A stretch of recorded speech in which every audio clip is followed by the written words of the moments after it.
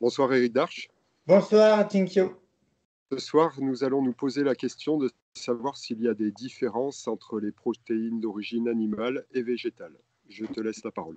Voilà, alors ce sujet est intéressant parce que, il est l'objet de beaucoup de polémiques entre les omnivores et les végétaliens, etc. Alors, on va essayer de voir de manière objective et scientifique s'il y a des différences et s'il y a des différences, quelles sont-elles? Alors, j'aimerais introduire cette petite vidéo par une citation, une remarque d'un nutritionniste qui s'appelle Amin Ghasmi, qui dit que sur le plan structurel, il n'existe aucune différence entre un acide aminé d'origine végétale ou animale. Par contre, sur le plan fonctionnel ou métabolique, des différences apparaissent en raison de l'intention pour laquelle ces acides aminés ont été fabriqués par la plante ou par l'animal. Bon, lui, il explique que, grosso modo, les acides aminés provenant des animaux auraient été dotés d'une intention biochimique, biologique, qui contribuerait à leur assimilation. Ça, j'en sais rien du tout. En tout cas, moi, je ne validerai pas forcément cette proposition. En tout cas, je retiens l'idée que sur le plan structurel, il n'existe aucune différence entre un acide aminé d'origine végétale ou animale. Ceci dit, j'aimerais de manière factuelle et expérimentale expliquer qu'il y a une différence entre les acides aminés provenant d'un végétal ou des acides aminés provenant d'animaux, de sources animales comme la viande, le poisson ou les sous-produits laitiers ou les sous-produits animaux, le lait, les œufs, le fromage, etc. En fait, de manière objective, on se rend compte que les acides aminés provenant des animaux, des produits animaux, ont une plus grande biodisponibilité. Ça, c'est une réalité. Et ce n'est pas pour discréditer l'alimentation des végétariens, des végétaliens ou des crudivores. D'ailleurs, moi-même, je suis végétarien, mais il y a des réalités scientifiques et factuelles, expérimentales qu'il ne faut pas nier. Un acide aminé dans un végétal se retrouve dans un coffre-fort qui est constitué d'hémicellulose, de cellulose. Tant que l'organisme n'aura pas digéré la cellulose et l'hémicellulose qui entourent l'acide aminé, eh bien, on ne pourra pas récupérer les acides aminés des végétaux. Et c'est pour ça que on peut dire objectivement que les acides aminés provenant des produits animaux, surtout comme l'œuf à la coque, ont une très grande biodisponibilité. D'ailleurs, on donne des œufs à la coque à des personnes qui viennent juste de se faire opérer de l'estomac, par exemple, parce qu'on sait qu'il y a une très grande biodisponibilité. Alors, est-ce que les végétaux posent pour autant un problème en termes d'acides aminés? Oui et non. De manière objective, pas objective, mais de manière scientifique, non. Parce qu'en fait, les végétaux disposent d'acides aminés simples qui sont prêts à être utilisés pour construire des protéines. Par contre, comme je l'ai expliqué, il faut pouvoir digérer la cellulose et l'hémicellulose avant de les récupérer. Et en fait, pourquoi il y a des végétariens ou des végétaliens ou des crudivores qui n'ont aucun problème d'assimilation d'acides aminés et d'autres qui rencontrent des problèmes d'assimilation, en tout cas qui ont des carences, comme s'ils manquaient d'acides aminés, malgré qu'ils en consomment dans les végétaux, c'est parce qu'ils ont une capacité digestive qui est insuffisante. Si vous avez par exemple une dysbiose, c'est-à-dire un déséquilibre de la flore intestinale, eh bien vous allez être beaucoup plus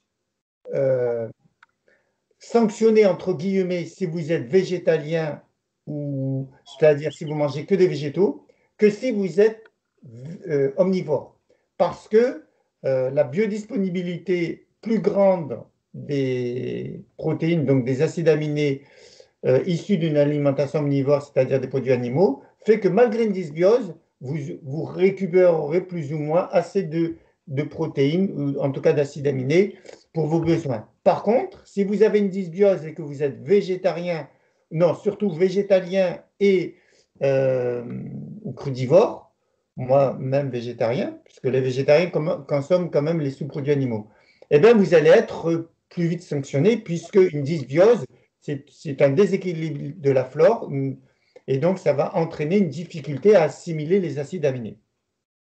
Donc voilà, ça c'est quand même très très important à conscientiser, que ce qui fait qu'un végétarien ou un végétalien ou un crudivore n'ont pas de problème lorsqu'ils consomment euh, des menus équilibrés en termes de protéines végétales, parce que c'est la qualité de leur processus digestif et de leur flore intestinale. Et dès qu'un végétarien ou surtout un végétalien ou un crudivore a des problèmes digestifs ou a des dysbioses, eh bien alors, ce moment-là, il peut rencontrer rapidement des carences en acides aminés, ce qui sera moins le cas pour un omnivore. Ça, c'est vraiment très, très important à comprendre et à conscientiser pour justement ne pas ensuite jeter l'opprobre sur les végétaliens ou les crudivores en disant ce sont des régimes carencés parce que je connais un tel qui est carencé. Non, c'est parce qu'un tel, justement, en l'occurrence, avait sûrement une dysbiose ou une difficulté à digérer. Voilà. Dès qu'on a des troubles digestifs, des ballonnements, on n'est pas dans la meilleure, on n'a pas la meilleure situation, on ne bénéficie pas des meilleurs processus digestif. Autrement, on n'aurait pas de ballonnement. Et les ballonnements, les gaz, les aigreurs d'estomac, les brûlures, tout ça, des symptômes comme quoi on a des digestions imparfaites. Voilà. Maintenant qu'on a fermé cette parenthèse, qui est enfin une parenthèse, qu'on a clôturé ce point, j'aimerais expliquer que dans certains moments de la vie, on a un besoin accru, que l'on soit omnivore, végétarien, alors là, c'est peu importe le régime alimentaire, on peut avoir un besoin accru en protéines, ou en tout cas en acides aminés. Le stress, par exemple, va demander à l'organisme de fabriquer beaucoup plus d'hormones de cortisol, adrénaline, toutes les hormones des corticosurrénales et des médullosurrénales, et en tout cas les corticosurrénales, comme le cortisol, la cortisone. Et ces hormones de stress, il leur faut une matière première. Ce sont entre autres les corps gras et les acides aminés. Et si une personne est carencée, en tout cas a un besoin très important en acides aminés, et que l'organisme n'en apporte pas assez, eh bien, l'organisme peut tout à fait convertir les protéines de l'organisme en énergie. C'est ce qu'on appelle la néoglucogenèse. Normalement, les sources d'énergie, de glucose, c'est le glucose lui-même, les sucres simples et les sucres complexes, et les acides gras, qui sont transformés en énergie. Par contre, les protéines n'ont pas normalement cette vocation, mais ils peuvent être utilisés comme carburant chez les personnes qui ont peu de réserves de corps gras ou peu de réserves, pas beaucoup d'énergie, pas beaucoup de réserves. Et donc, c'est surtout les tempéraments nerveux un peu maigres qui n'ont pas de grosses réserves vitales ni lipidiques parce qu'ils n'ont pas beaucoup de graisse. À ce moment-là, l'organisme peut tout à fait convertir les protéines musculaires, entre autres, pour en faire de l'énergie. Et d'ailleurs, il y a un médecin qui s'appelle le docteur Hubert Saskis qui explique que, par exemple, pour répondre à un stress continuel, un stress plus ou moins important, eh bien, chez certaines personnes, l'organisme va stimuler la production de glucose à utilisation immédiate. Et s'il n'y a pas justement beaucoup de réserves, eh bien, on pourra assister à une dégradation des protéines humaines et ainsi on pourra assister à une fonte musculaire, une dégradation de la peau, voire des vergetures, voire même l'ostéoporose, puisque la trame, l'os, c'est du calcium, il y a 60 minéraux qui constituent un os, mais ces minéraux se déposent sur une trame, entre autres, cette trame, c'est l'océine qui est faite de protéines. Donc, si les protéines sont carencées, il y a un manque de protéines, l'océine disparaît, n'est pas régénéré, et les minéraux se reposent sur rien, il n'y a plus de trame, et donc on va vers l'ostéoporose. Et le docteur Hubert Slassi explique qu'on peut constater parfois des trames protéines littéralement bouffées, entre guillemets, par les glucocorticoïdes, surtout chez les personnes un peu maigres, de tempérament nerveux, et qui n'ont pas beaucoup de réserve vitale ni de réserve lipidique. Voilà. Donc, c'est une mise en garde. Ensuite, alors, bon, après, on verra un petit peu, on va développer un peu plus tard. Juste, je fais une pause. On verra aussi les autres types de personnes qui peuvent être momentanément, vont bénéficier momentanément d'un apport supplémentaire en protéines. On va voir ça. Mais avant, j'aimerais voir avec vous ce que dit officiellement le discours officiel par rapport aux besoins en protéines. On dit officiellement qu'il faut 0,8 g à 1 g de protéines pures par kilo de poids. Je dis bien protéines pures. Lorsque vous mangez 100 g de viande, eh bien, vous n'avez pas 100 g de protéines. Vous avez entre 10 et 20 grammes de protéines dans les viandes qui contiennent le plus. Donc, on voit que c'est du 10, voire du 20%. Voilà.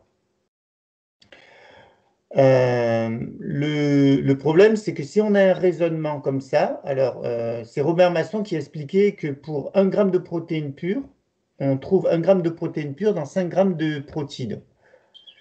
Alors, pour une personne de 70 kg, il faut en théorie 70 fois 5, il faudrait 350 grammes de protéines par jour. Moi, autant Robert Masson, c'est un naturopathe que j'apprécie énormément et j'ai beaucoup appris de lui. Par contre, sur sa logique, comme quoi il fallait consommer 350 grammes de viande ou de poisson chaque jour, pour moi, je trouve ça trop excessif.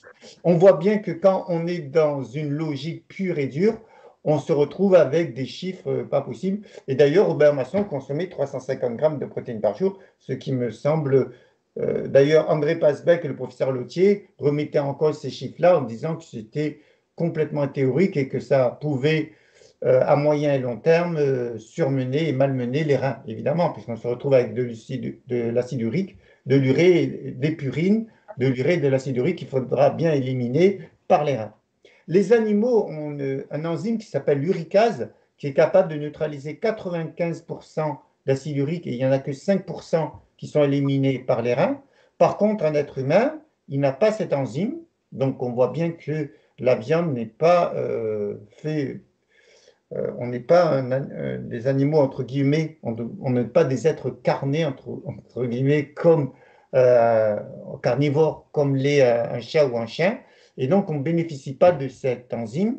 Et pour ça, eh bien on va, contrairement à l'animal qui aura neutralisé 85% et grâce à cette enzyme, nous on en élimine, on en neutralise que 5% et on en aura 95 à éliminer par les reins.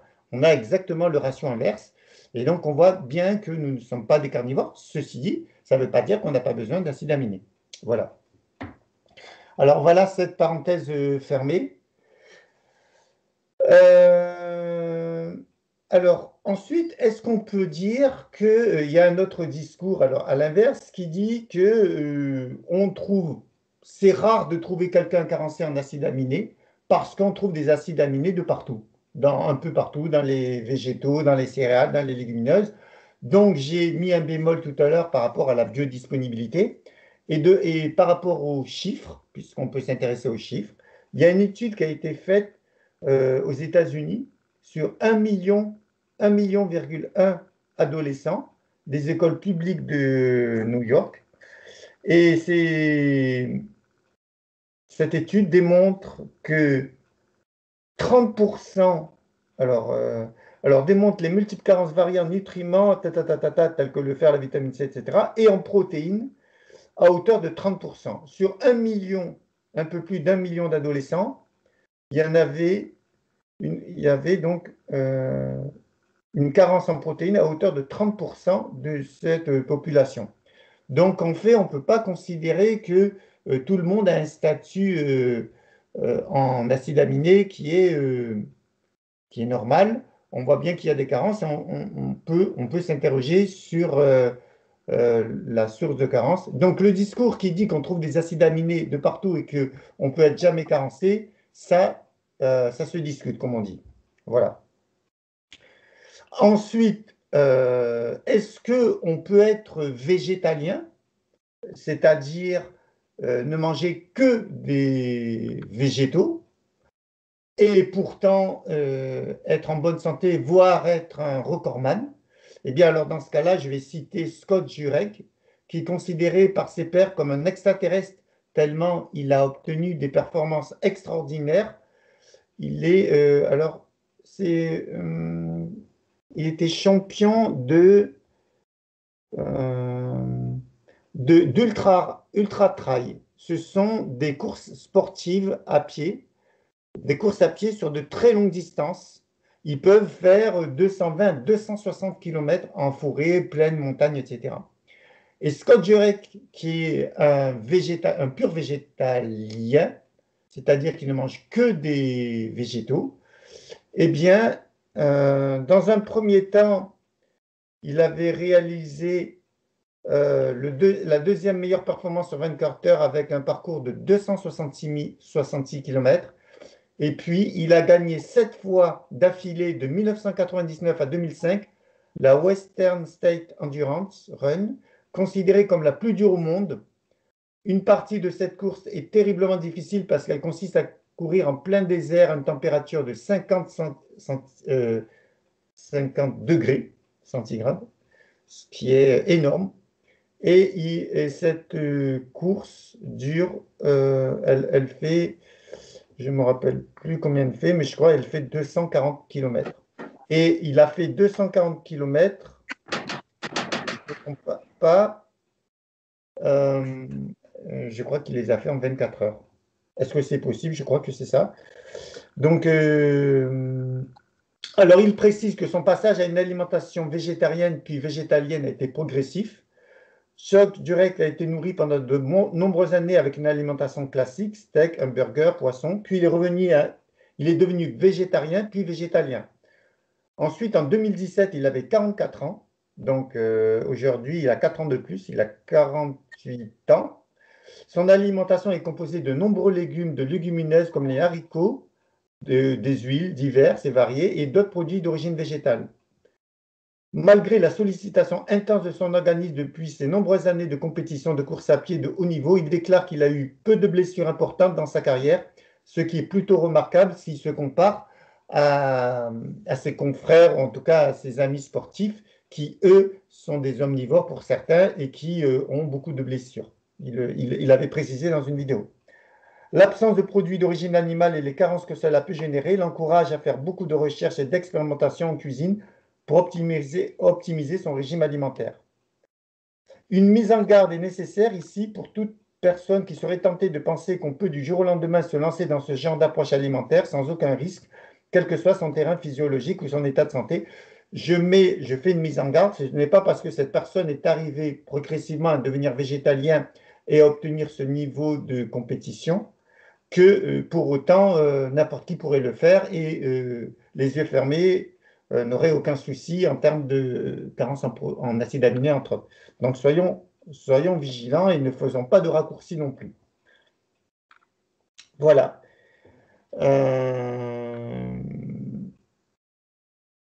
Donc ça, c'était intéressant de le souligner. En fait, ce qui est intéressant, c'est de préciser que le fait de consommer des acides aminés d'origine végétale, ça demande une observation, ça demande de la vigilance, mais pour autant, ce n'est pas impossible. Est-ce que pour autant tout le monde peut devenir végétalien? Quelqu'un qui est de tempérament nerveux, qui a des difficultés digestives, peu d'énergie vitale, moi je ne le conseillerais pas forcément de devenir végétalien. Ce n'est pas forcément la meilleure typologie qui correspond à ce régime. Par contre, quelqu'un qui a un grand pouvoir digestif, qui a une bonne force vitale, qui n'est pas un sous-vital, comme certains tempéraments nerveux dévitalisés, alors le régime végétalien, bien étudié et bien adapté, peut être recommandable. Voilà. Voilà.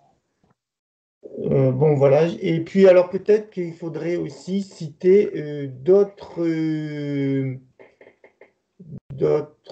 moments de la vie où on peut bénéficier d'un apport supplémentaire en acides aminés. Je crois que c'est, alors de mémoire, il y a donc les personnes stressées, les personnes qui sont convalescentes, les enfants en pleine croissance, les mamans enceintes ou allaitantes, voilà, qui ont un besoin un peu plus important d'acides aminés. Voilà, je pense que j'ai fait le tour. Est-ce que tu as des questions, Jingxiu? Et je te remercie beaucoup pour ta présence parce que certaines personnes me disent qu'ils ne comprennent pas pourquoi tu es là et que je fais un monologue. Non, non, non. Jingxiu m'aide beaucoup parce que sa présence fait que je peux dérouler mon intervention et ensuite il pose les questions que vous pourriez poser. Moi, je suis très content de travailler avec Jingxiu. Voilà, donc si tu as des questions, vas-y, pose-les-moi. Je lance le débat, on va dire. Comment? Je lance le débat. Vas-y, vas-y, exactement. Bah, il y a plein de questions. C'est vrai que c'est un sujet qui est souvent évoqué, mais on se dit pourquoi les végétaux. Là, ta réponse est assez claire. C'est pas la protéine elle-même, c'est cette capsule de cellulose qui est dure à digérer, à attaquer, à C'est ça, dissoudre. c'est ça, c'est ça. Donc ça va créer. On a souvent l'impression qu'il y a des gens qui décident de devenir végétariens par véganisme, par défendre les animaux, etc., le bien-être animal. Mais du coup, tu soulèves cette question vraiment de bien préparer le terrain. Et je pense que c'est ça qu'il faut retenir pour les gens qui ont envie de se lancer, peut-être de passer par un régime où on mange beaucoup moins de viande, mais quand même régulièrement, et des petites quantités, parce que ça suffit. Voilà, de manière progressive pour aller vers ce genre de régime. Et j'ai quand même précisé, pour rebondir sur ce que tu viens de dire, que le fait d'être végan ou végétalien, c'est-à-dire chercher ces acides aminés uniquement dans les végétaux, ne correspondrait pas forcément à tous les profils de tempérament, et particulièrement les sous-vitaux un peu maigres et de tempérament nerveux, parce qu'ils n'ont pas forcément une grande capacité digestive et beaucoup d'énergie vitale ni de réserve vitale. Et ces gens-là, on voit bien, peuvent mal vivre ce genre de régime et sont plus adaptés à un régime végétarien, par exemple, où les sous-produits animaux tels que les œufs sont présents. Voilà, ça c'est une mise en garde. Voilà, après, sur les dosages aussi, je pense que c'est important, mais il n'y a pas, on ne peut pas donner de règles, c'est chacun selon son ressenti. Moi, c'est vrai que je peux rester des fois 15 jours sans manger de viande. Et puis des fois, je me dis, oh là là, ça fait 15 jours, je crois que j'ai mangé de la viande tous les jours. Je me dis, c'est comme si je devenais un peu accro, tu vois, reprendre le rythme. Mais toi, quand on te voit, tu n'es pas de tempérament nerveux, tu as une bonne énergie. Et donc, voilà, on voit bien que tu pourrais très bien aller vers un régime végétalien, toi, ou crudivore. Moi, si j'avais un conseil à donner, surtout à ceux qui ont un besoin plus important d'acides aminés, tels que les tempéraments nerveux, ou par exemple quelqu'un qui est en convalescence, qui a besoin de se requinquer, entre guillemets, ça serait de manger par exemple 2 œufs à la coque, parce que les œufs à la coque, c'est très biodisponible. 2 œufs à la coque bio de manière régulière, et puis le soir, par exemple, un peu de poisson, 80 ou 100 grammes, ou des fruits de mer, et bien là, ça de manière régulière pour les personnes qui ont un besoin régulier plus que la moyenne d'acides aminés biodisponibles, c'est un bon exemple. Et bien sûr, avec des végétaux. Et d'ailleurs, j'en profite pour faire une précision. Autant j'ai mis un bémol tout à l'heure sur les végétaux parce qu'ils étaient dans un coffre, ils se trouvent dans un coffre-fort de cellulose et hémicellulose. Mais pour les personnes qui ont besoin, un besoin important, étant donné qu'ils sont végétaliens, par exemple, d'acides aminés, ou ceux qui ont une capacité digestive pas très performante et qui veulent malgré tout avoir recours aux végétaux, je leur conseille d'utiliser les graines germées ou les jeunes pousses, c'est-à-dire des pousses de quelques centimètres, ou boire des jus d'herbe, d'orge frais, eh bien là, on va avoir une bonne concentration d'acides aminés avec peu de cellulose parce que ce sont des plantes jeunes. Et donc, c'est une manière de contourner le problème d'utiliser les graines germées, les jeunes pousses et les jus d'herbe d'orge et les jus d'herbe. Voilà. Donc, ça peut, ça peut faire partie des stratégies pour contourner ce problème de cellulose et d'hémicellulose. Voilà. Ok. Et, ça fait combien la vidéo? 25 minutes, 26 minutes. Voilà. Eh bien, écoute, si tu n'as pas d'autres questions, on va terminer là-dessus parce que comme ça, on reste sur un petit format. Voilà. Je te remercie beaucoup, Nchikyo. Bah, Encore un grand merci à toi à et très bientôt, Eric. je te remercie vraiment. Je renouvelle mes remerciements pour ta présence à toutes mes vidéos. Merci, Je Jinkyo. t'en prie. Allez, ciao. Ciao.